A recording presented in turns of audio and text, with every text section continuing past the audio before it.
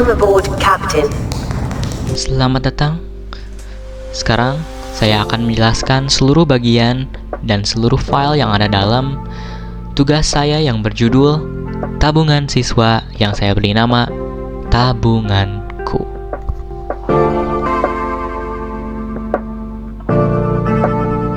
Baik. Di sini kita bisa mulai dari bagian atas. Ya, kita memasukkan title di sini dengan title Sistem Tabungan Siswa. Dan di sini kita mempunyai icon untuk tabunganku ini. Ini adalah icon bank. Dan di sini juga kita beri nama Sistem Tabungan Siswa di bawah tulisan tabunganku ini.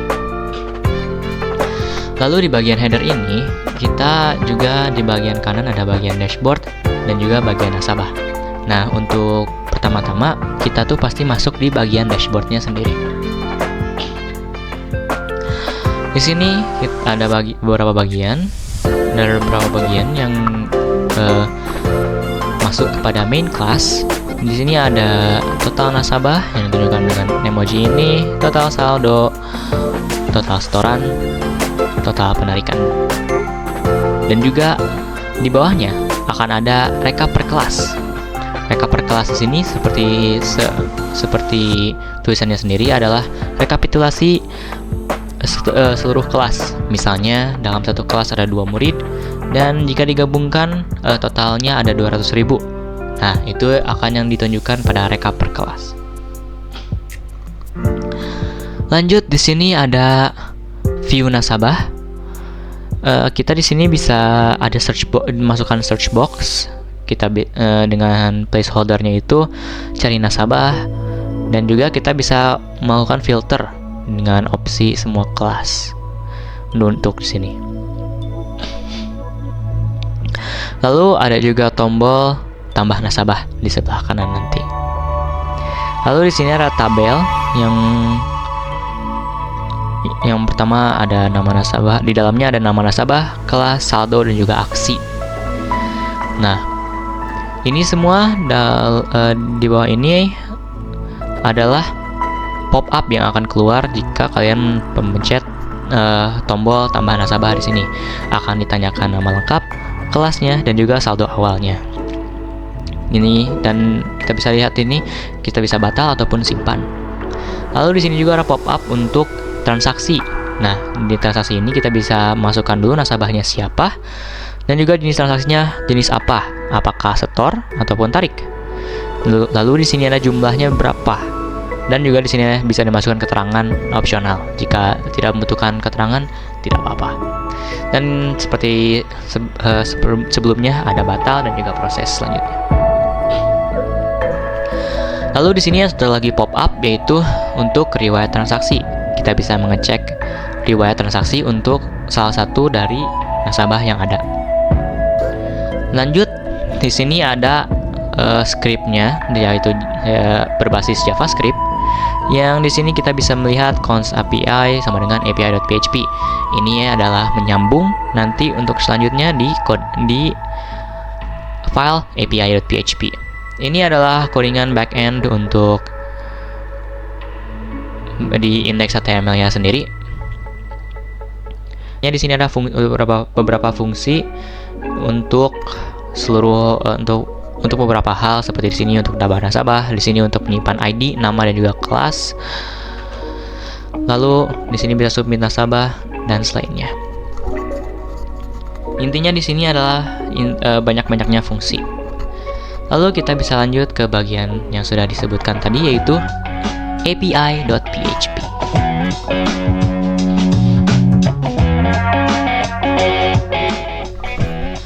Baik, di sini adalah API.php. File ini adalah otaknya dari website tersendiri ini. Ini adalah yang memproses semua permintaan dari front end-nya.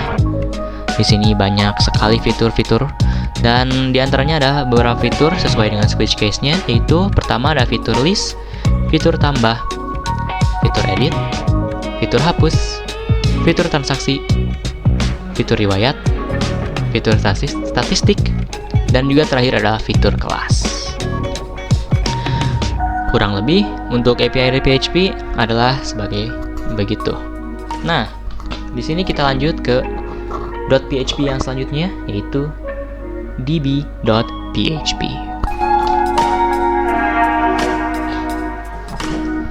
Baik, di sini adalah db.php atau bisa disebut juga dengan koneksi.php. Di sini adalah file yang menyambungkan database dengan websitenya tersendiri. Nah, di sini kita bisa lihat jika koneksinya gagal, ini bisa dilihat ya, error, kita dapat message koneksi database gagal. Kurang lebih db.php itu hanya simple sebagai penyambung ataupun jembatan antara database dan juga front end website kita nanti. Nah, mari kita lanjut ke bagian database.sql. Nah, sekarang kita ada di bagian database.sql dan database sendiri. Database SQL di sini sendiri adalah tempatnya menyimpan seluruh data untuk dalam kita, yaitu para nasabah. Nah, di sini kita lihat create database if not exists. Jadi kita akan membuat database jika tidak ada yang berjudul tabungan siswa. Lalu dengan menggunakan tabungan siswa itu, kita akan membuat tabel jika tidak ada yang bernama nasabah. Dan juga satu tabel lagi, yaitu untuk transaksi. Di sini untuk info nasabah, kita memasukkan insert into nasabah, itu masukkan kepada tabel nasabah beberapa value, yaitu ada pertama value nama, value kelas, dan juga value saldo. Bisa dilihat di sini, ini adalah bagian nama, di sini ada bagian kelas, dan ini saldonya tersendiri. Ini adalah bagian awal untuk contoh nanti, karena akan terlihat berbeda dalam nantinya, karena sudah saya edit nanti ya. Di sini juga ada untuk database transaksi, yang bagian pertama itu nasabah ID, jenis, lalu jumlah, terus keterangan. Jika di sini nasabah ID-nya 1, itu corresponding dengan Lutfias, dan jenisnya apa, apakah setor atau tarik. Di sini jumlahnya berapa, dan juga keterangannya untuk apa. Nah, seluruh file yang ada kita itu, kalau misalnya tidak ada stylenya, akan terlihat sangat jelek. Maka dari itu, kita lanjut ke bagian selanjutnya, yaitu style.css.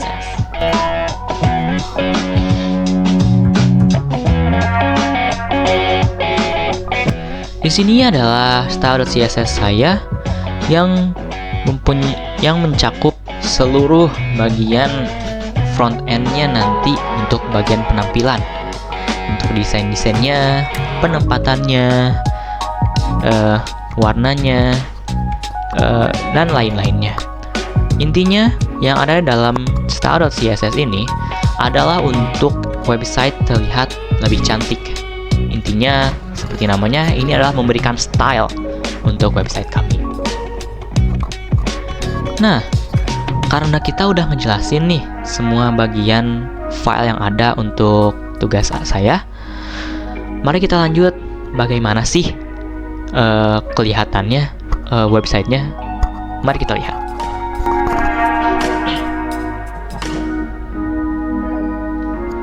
Baik, di sini kita sudah pada tampilan tabunganku, yaitu sistem tabungan siswa. Pertama-tama seperti yang sebutkan, kita akan pada menu dashboard ya. Kita akan ada di menu dashboard. Di sini kita bisa lihat total nasabahnya berapa, total saldonya berapa, total setoran berapa, total penarikan pun berapa. Dan juga ada rekap per kelas. Di sini ada misalnya kelas Stellaron Hunters, di sini ada 2 siswa dan selanjutnya. Di sini kita bisa mencet sebelah kanan yaitu nasabah. Nah, di sini ada bagian paling atas yaitu search bar yang kita bisa gunakan untuk mencari nama nasabah. Untuk memudahkan bagian dari pencarian, kita bisa masukkan ke sini namanya nasabah. Seperti di sini ada Kafka, kita yang keluar akan Kafka tersendiri. Lalu di sebagian kanan ada alat untuk filter. Yang pertama itu semua kelas, yang kita otomatisnya itu semua kelas. Tapi jika ingin melihat kelas tertentu saja, itu bisa.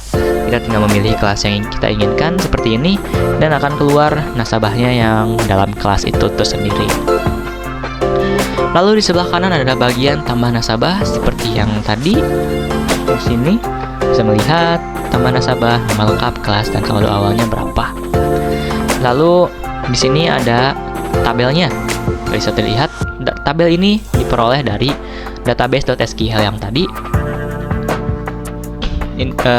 Tabel ini disimpan di database.sql yang tadi juga.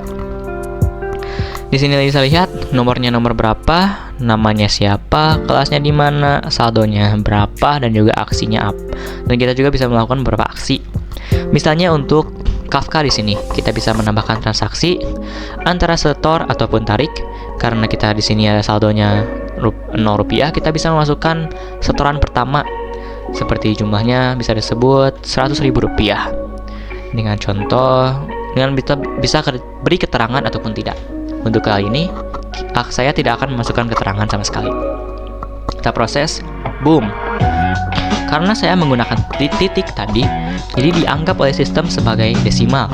Maka dari itu yang keluar hanyalah 100 perak. Nah, untuk benarnya, kita bisa menggunakan koma. Kita bisa saja langsung masukkan seperti ini, tidak menggunakan koma ataupun titik. Seperti lihat, menambahkan satu setoran berhasil, saldo tambah 100.000 di sini. Lalu di sebelah transaksi ada riwayat. Kita bisa melihat riwayat seorang nasabah. Lalu juga kita bisa mengedit nasabah, mengedit namanya dan juga kelasnya. Dan juga untuk bagian kanan di sini kita bisa menghapus seorang nasabah. Saya lihat hapus nasabah Eduardo Fantasio. Semua data transaksinya juga akan dihapus. Saya akan beri contoh untuk mencet OK. Dengan itu, nasabah bisa dihapus dan juga karena dia adalah sendiri di kelasnya, rekap per kelasnya pun sudah hilang. Baik, terima kasih sudah mendengarkan penjelasan dari tugas saya. Terima kasih dan sampai jumpa.